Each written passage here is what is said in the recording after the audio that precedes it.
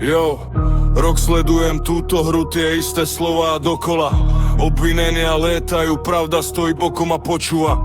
Toto nie je útok, je to reakcia na tlak. Keď stojíš pri niekom blízkom, vieš, že raz príde aj zásah.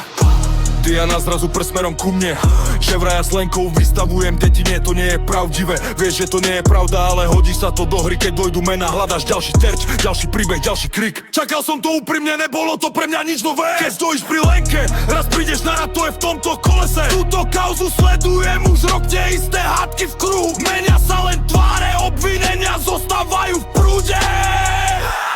Hádžeš vinu, keď nevieš kam ísť, ale mňa to nezničí, nezlomí nič. Smejem sa potichu, lebo už to poznám. Keď dôjdu argumenty, vina lieta sem a tam.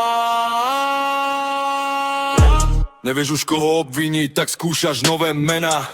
Lenže opakovaná lož sa pravdou nikdy nestane. Ja viem, kde stojím, viem, s kým stojím tiež. A to, že to povieš nahlas, z toho pravdu neurobíš, vieš. Nie, je to o mne ani o reč. Niekto, to len potrebuje konflikt, boja, stage. A keď sa pozrieš späť, možno raz pochopíš, že hádzať vinu na druhých nezmáže to, čo si nesieš ty. Hádžeš vinu, keď nevieš kam ísť, ale mňa to nezničí, nezlomí nič. Smejem sa potichu, lebo už to poznám. Keď dôjdu argumenty, vina lieta sem a tam. Toto nie je hejt, je to bodka za vetou.